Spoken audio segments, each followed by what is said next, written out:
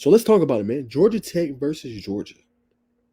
It's a massive game for both teams, right? Georgia, you in a good spot, 10-1. Even if you lose this game, you Georgia, you still in a good spot because then you be 10-2 in the year. You know what I'm saying? You only got one loss in the SEC. If you Georgia, you've done what you're supposed to do this year. You know what I'm saying? In terms of the regular season and make a playoff spot, in my humble opinion. But the onus is on Georgia Tech. Because I didn't think they was going to be ranked after that loss to Pittsburgh. I thought they was going to pull them from the rankings. But the fact that they still ranked says a lot. So if you Georgia Tech, we'll talk about them real quick. Everything's on the line, right? You could do a lot for yourself. Right now, a lot has to happen for you to get to an ACC championship game. You need like Pitt to beat Miami. You need Wake Forest to beat, obviously, their opponent, Duke. You need NC State to beat UNC. You need stuff to happen if you're Georgia Tech to get an ACC championship. But what you can do for yourself is you can raise a debate. Two losses. You lost to obviously uh, Pittsburgh, NC State, but then you go and you beat a top four team in Georgia. You know what I'm saying? That's gonna do a lot for you. And mind you, this is a game that you struggled in besides last year. Last year, y'all gave it to Georgia. You really should have won. He was up 17-6. If it wasn't that for that Dan Jackson fumble, Georgia Tech wins that game in my humble opinion because it was going down to score again. It'd have been like 24-6 late in the third quarter. That'd have been ball game. Game, set, match. But that changed the game, right? 8 overtimes, 44-42 loss, right? That's on your mind, right? They've been dominating this series. Georgia has won the last 7 matchups. Georgia Tech has not won since 28-27 in 2016. That's the year I graduated high school. Okay? Just to throw that out there. That was nearly almost, next year will be 10 years. If you Georgia Tech, so how do you handle that, right? How do you handle a loss? I think this bodes well for Georgia Tech. And the reason I say this bodes well for Georgia Tech is because, think about it, y'all. Everybody is going to count you out. Everybody's going to favor Georgia. We can even look at the odds of this game, right? 13.5 point favorite for the Dogs. You're only given a 13% chance to win by the analytics. Ain't nobody in hell thinks that Georgia Tech's going to win this game, right? Now, I am one of the select few. I believe in the Yellow Jackets. I believe they're going to come out on top. And here's my proof, right? I did my article, obviously, the past few days, and obviously did staff predictions. And this is what I have. I have Georgia Tech winning 31-21 over Georgia. I think this would be a good game. I know a lot of people don't think that Georgia Tech can stop Georgia's offense, but I believe in the Yellow Jackets. I think they showed some things in that second half of that game that the defense can make plays, right? They can get stops, but the key is getting pressure on Gunnar Stockton, right? Now he's a good quarterback, right? He's been having a phenomenal season for them. He's third in QBR in the nation right now. He's a tough guy to stop. You know what I'm saying? And he just wins them games. You go look at his Ole Miss game, 4 touchdowns. You go look at his Texas game, I think 3+ touchdowns and a rushing touchdown. You go look at his Alabama game. Like every game you've looked at him, he's performed. Tennessee's another one. Like that was a game on the road, struggling. Not him necessarily, but the defense struggling, giving up a lot of points. Whatever Georgia has needed this year, Gunnar Stockton has performed. So in order to rattle him, and it's going to be tough to rattle that guy because he's good, you got to get pressure. You need Braden Manley to play well. But I think Georgia Tech unlocks something in that game against Pittsburgh. Now, it depends on if Coach Eubanks, Coach Gideon is going to use it. But they can play Cayman Spalding in that box, right? Now, it's tough because you're going to have to guard against tight ends, right? You're going to guard against Oscar Delp, right? You're going to have to guard against Lawson Lucky, right?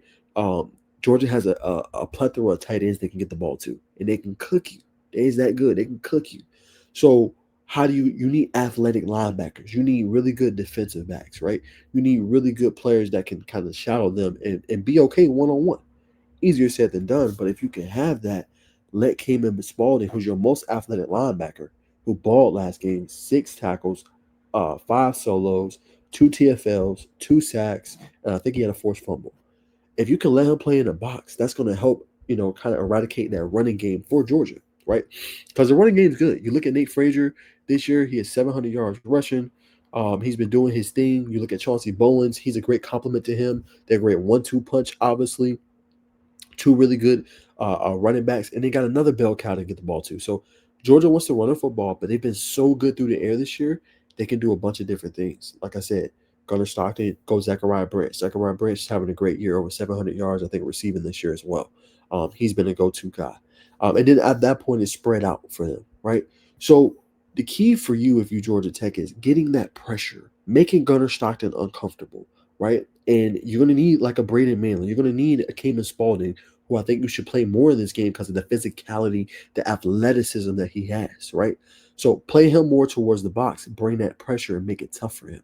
You know what I'm saying? And try to shut down the running game. That's where I would go first. Now, Gunner can beat you with his arm. He's not a quarterback that's frigid at all. But if you can do that, rattle him more, get more pressure on the quarterback, it helps your cornerbacks, right? You have one of the best cover corners, in my opinion, in the ACC. When you look at Amari Harvey, he's one of the best corners, right? Look at completion rate. You look at passes against him. Like he does a really good job.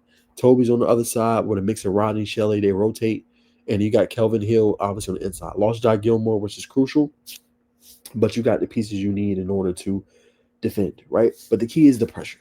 You got to create pressure because sometimes if they can run the ball well in this game, it's going to be a long day for Georgia Tech because they can throttle you down, they can make it tough for you, and they can really beat you against your will. Georgia's one of them teams. That's what Georgia Tech tries to do to teams. Georgia does the same thing. It's no different in the Kirby Smart era. They're a physical team. So in order to kind of throw Georgia off, is you got to be able to stop their run and create pressure, right? It's not an easy thing to do because this team is very resilient. You can have a 15, 20-point lead. They're going to keep coming back and swinging. But the key, y'all, is to create that pressure.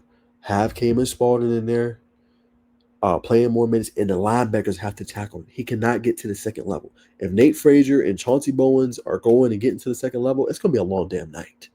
You know what I'm saying? It's going to be a long night. So you got to be able to tackle, and the penetration has to come from the D line, right? I'm looking at, obviously, Jordan Vandenberg, who had a great game against Pittsburgh, right? I'm looking at Matthew Alexander, right? Akilo Stone, Braden Manley, who I just talked about. If they play the freshman Andre Fuller, Amontre Bradford, AJ Hoffler, like these guys have to create penetration early on in the game. And again, easier said than done. You look at Dontrell Glover, you look at obviously the rotation of a Juan Gaston who's 6'8". Like it's tough to create penetration against them. But they need it. They're gonna need it in this game if they want to have a chance. So that's the game plan defensively. And they can't give up the big plays. But if you got the pressure, the secondary has shown they can cover pretty well and they can make it tough contested catches. You know what I'm saying? So that bodes in your favor for Georgia Tech. Now, offensively, you have a defense that's improving in Georgia, right? So if you're Georgia Tech and you're the Yellow Jackets, right? What's the key? You got to establish a run. You have to.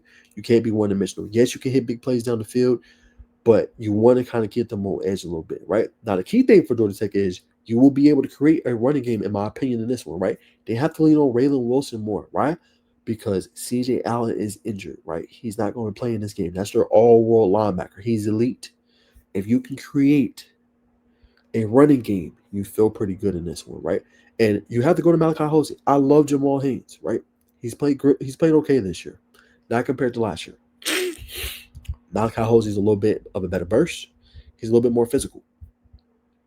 Let Hosey go in there, run the ball, and then you have Haynes come in and spell him, play big minutes, and then you have Haynes King, who leads you in rushing this year, 883 yards, I think 15 touchdowns, leads the ACC in touchdowns, rushing touchdowns this year. Lean on Haynes King. If you do that, you feel pretty good if you Georgia Tech, right? But it starts with establishing Malachi Hosey, who's your best running back, early in this game, right? And then parlaying off that. And then when the shots are there on the offensive side of the ball, you got to hit them. You got to hit Eric Rivers. You seen last game that Isaiah Kenyon can make plays, contested plays. You're going to need a couple of those big time catches in this game if you're going to beat Georgia. All right, you have to move the sticks, and this offensive line has to execute. It cannot be a situation where KJ Bolden is blitzing off the edge, or it is Quintavious Johnson is blitzing off the edge, and then they're getting to Haynes King. You can't have it. You just can't have it. Because if he feels rattled, it's not going to bode well in your favor. He has to be comfortable about there being a survey. And if he can do that, Haynes King is very surgical, y'all. Say what you want. He's a very surgical quarterback. When he has time to throw that football, he will throw it and deliver that football. All right. But he needs time to throw. And that starts with having an effective running game. Right?